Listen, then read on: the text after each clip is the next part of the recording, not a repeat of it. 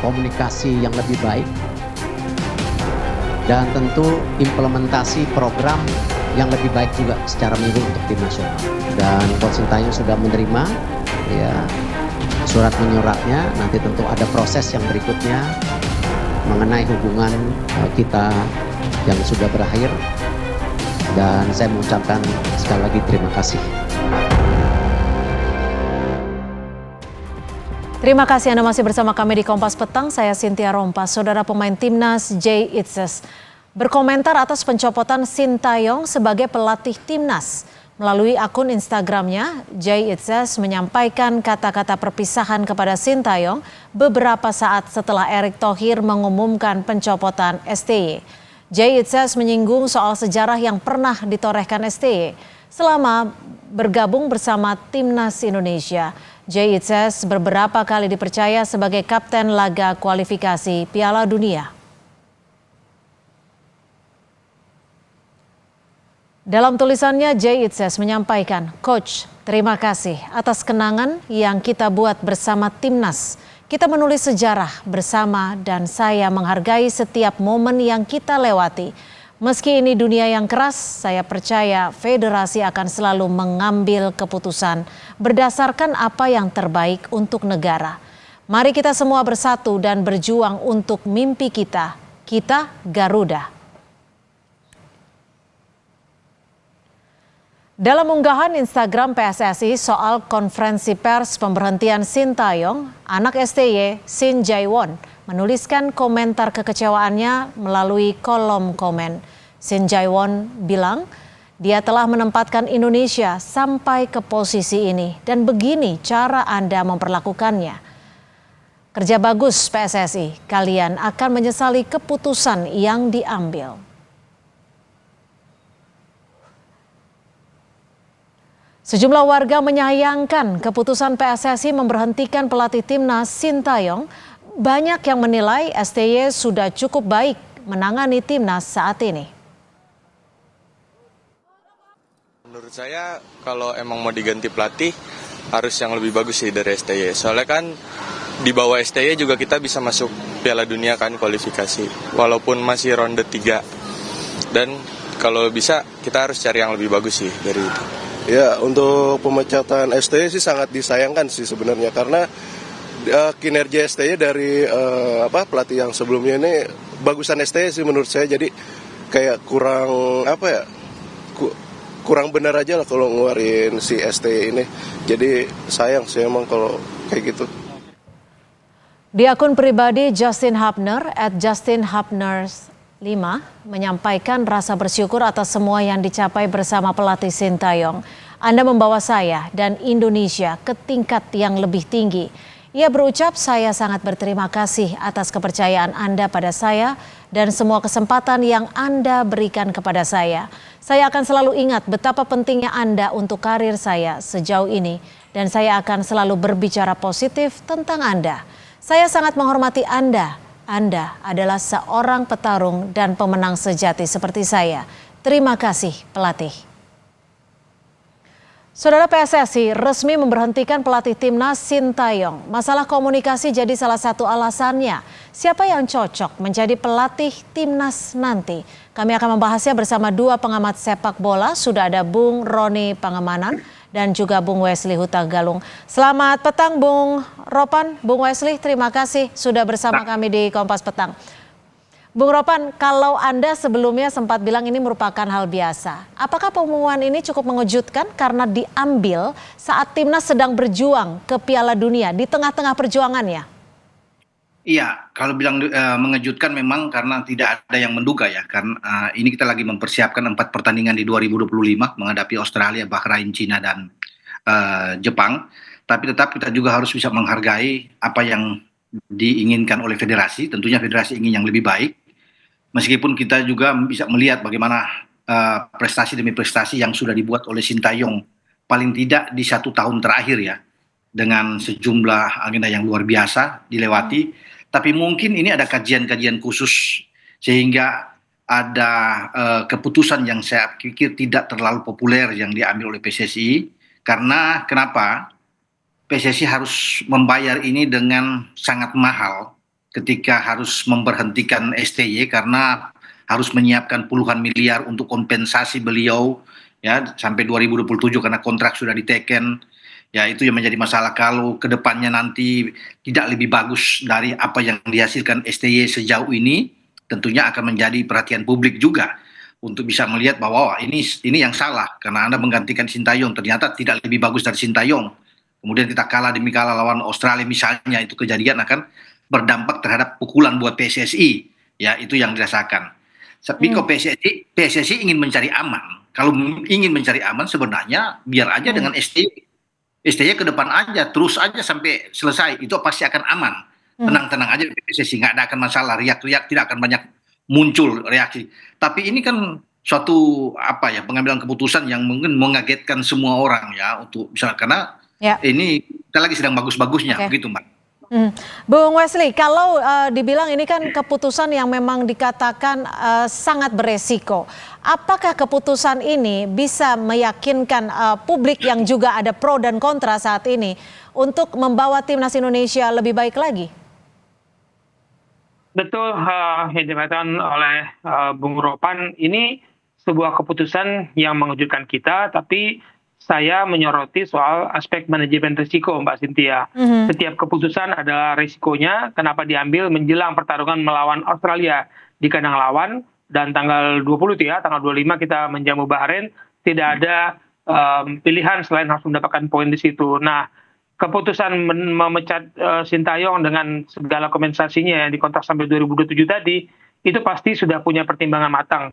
Cuman yang saya lagi mempertimbangkan manajemen risiko seperti apa yang diambil oleh federasi. Apakah karena keputusan tidak populer ini justru menjadi pilihan jangka panjang, lalu jawaban dari Pak Erik sebagai ketum PSSI itu membuat saya bertanya-tanya.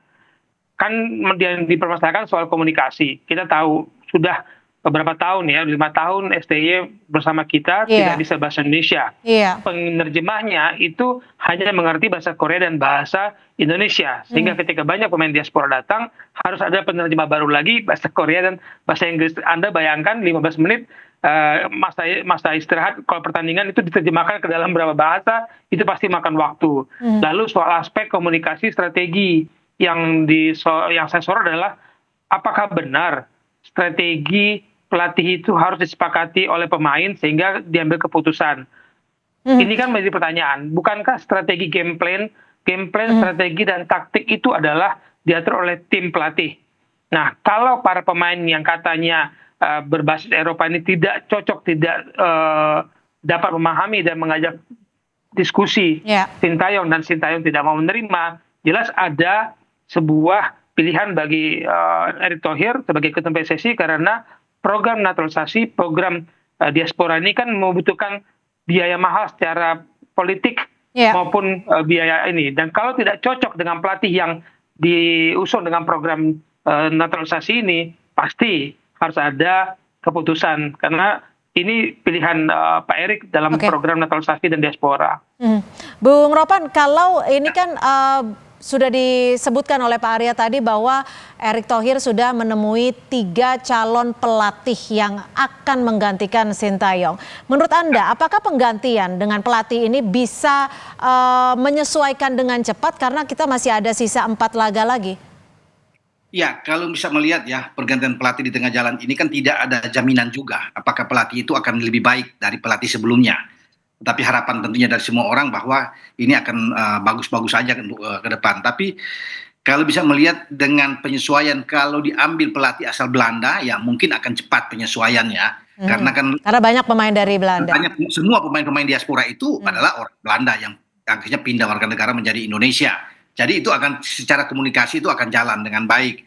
Ya, kemudian soal taktik juga kalau bisa melihat kan, pemain-pemain Belanda ini yang sekarang sudah menjadi warga negara Indonesia, pemain diaspora itu adalah pemain-pemain yang lebih menganut cara bermain attacking football. Mereka terbiasa lahir dengan filosofi bermain lebih menyerang, bukan bermain bertahan atau dengan sistem counter attack yang saat ini lebih banyak diperagakan oleh STY. Jadi dengan pelatih baru ini yang konon kabarnya adalah mantan striker tim nasional Belanda itu yang akan menangani kita menggantikan STY, mungkin dia akan menerapkan suatu taktik atau game plan yang lebih disukai oleh pemain-pemain. Tapi nanti progresnya akan seperti apa? Apakah akan bisa mengejar ketinggalan seperti resiko yang sudah diambil dengan memutus kerja dengan Sintayong? Saya pikir dia bisa melakukan yang terbaik kalau memang itu yang diinginkan. Tentunya akan ada perubahan ya, dengan cara yang berbeda yang ditampilkan oleh STY. Kalau STY dengan 3-4-3 tentunya dia akan lebih dengan pola menyerang, karena Belanda selalu bermain dengan 4-3-3 atau 4-3-2-1. Mereka lebih bagus bisa bermain. Jadi saya pikir dia akan cepat. Kalau bicara penyesuaian dia akan lebih oke, kalau bisa dikatakan sih. Tapi kan tidak menjamin juga ke depan apakah kita bisa mengalahkan Australia, kita bisa mengalahkan Bahrain. Itu kan nantinya dalam pertandingan sebelum, tergantung, kita akan melihat nantinya pelatih tersebut untuk bisa mensaksikan pertandingan-pertandingan yang akan dia tampilkan nanti bersama dengan tim Indonesia. Kalau Bung Wesley sendiri bagaimana? Setuju terkait hal ini? Apakah memang harus diambil pelatih dari Eropa untuk menyesuaikan banyak pemain diaspora di sana? Mau dari manapun ya Mbak Cynthia, saya lebih kepada alasan penggantian ini. Dan kemudian tadi saya katakan manajemen risiko yang harus ditanggung oleh federasi. Apa sih sesungguhnya alasannya?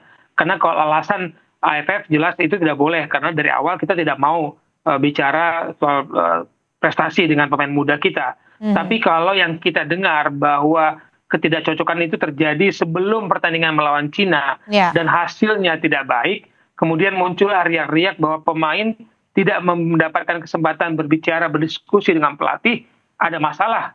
Karena apa?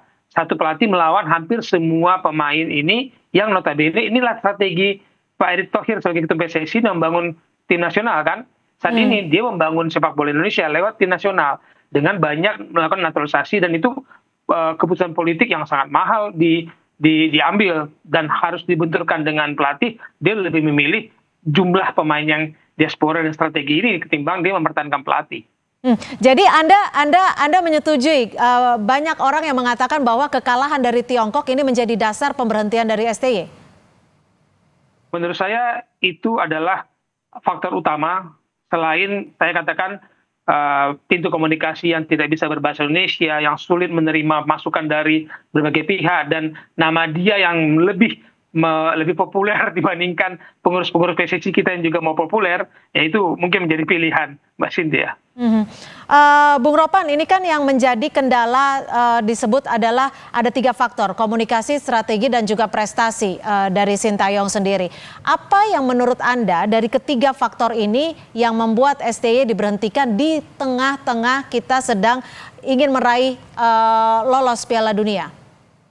Saya pikir bukan hanya soal komunikasi ya, bukan hanya soal taktikal juga, tapi memang ada faktor-faktor lain yang mungkin sulit untuk diungkapkan di sini ya. Dan itu yang tahu itu adalah PSSI sendiri atau Pak Erick yang lebih tahu, karena memang ini agak dalam kalau bisa dikatakan. Tidak mungkin PSSI mengambil keputusan ini di saat STY banyak disukai oleh orang dan prestasi dia luar biasa. Bisa dibayangkan dia ada 62 pertandingan cuma 21 kali kalah ya, dengan presentasi yang hampir 50% itu luar biasa. Ada 26 kemenangan, 15 imbang selama ini. Mengangkat prestasi kita dari 170-an, kemudian 125 kan luar biasa. Tapi kemudian di-cut di sini. Tapi memang ada hal-hal yang memang perlu untuk dilakukan oleh PSSI sehingga berlanjut seperti ini. Yang saya sudah bilang di awal tadi kan, PSSI kalau mau cari populer nggak usah dipecat STY. Jalan aja terus. Udah pasti aman-aman ke depan. Tapi memang melakukan ini dengan risiko yang sangat tinggi. Kalau ada apa-apa di depan ya menjadi masalah bagi PSSI. Jadi memang ada satu hal yang sulit terungkap di sini Mbak Cynthia ya. Yang memang yang Wes bilang itu dari Cina itu sudah dari Bahrain kemudian ke Cinanya ini itu di situ pergolakannya saya pikir ada di situ, bukan di AFF yang kalah kemarin itu enggak menurut saya ya. Sehingga ini yang harus kita lihat ada apa di sini. Komunikasi yang tidak jalan kah antara pemain itu, atau ada bentrokan di antara pemain-pemain diaspora dengan sang pelatih yang kita tidak tahu begitu. Ya, Bung Wesley, kalau ada 3 nama yang akan melatih timnas selanjutnya, apakah ini cukup menjanjikan bagi timnas Indonesia? Masalah chemistry pertama itu Mbak Cynthia, karena di zaman Sintayong pun dia tidak punya waktu yang banyak untuk meracik strategi yang berkumpul bersama dan melakukan uji coba. Dari kualifikasi kedua, ketiga, tak ada satupun pertandingan uji coba dilakukan untuk meracik chemistry yang pemain baru berdatangan terus nih, naturalisasi kan berdatangan terus. Kapan dia bisa meracik strategi yang pas? Itu menjadi kendala bagi Sintayong, dan itu akan dihadapi juga nanti oleh penggantinya, siapapun penggantinya, karena bulan Maret kompetisi masih berlangsung, kita break memang, tapi yang dari Eropa kan datangnya juga mungkin berapa hari sebelum pertandingan, 5 hari sudah paling bagus. Kapan akan ada pertandingan uji coba selain internal game di antara tim ini untuk membangun suatu tim yang pas? Kuncinya adalah kalau komunikasinya pas, kalau saling pengertian gaya bermain, game plan yang diinginkan oleh pelatih baru ini dimengerti oleh para pemain, mungkin hampir semuanya, saya tidak mengatakan semua pemain akan mengerti game plan baru, mungkin itu akan menjadi salah satu kekuatan bagi pelatih baru. Oke, baik, kita nantikan saja siapa yang akan menggantikan Sintayong. Masih ada 4 laga yang tersisa bagi Timnas Indonesia. Terima kasih Bung Roni Pangemanan dan juga Bung Wesley Hutagalung sudah berbagi perspektif di Kompas Petang sore hari ini. Selamat sore.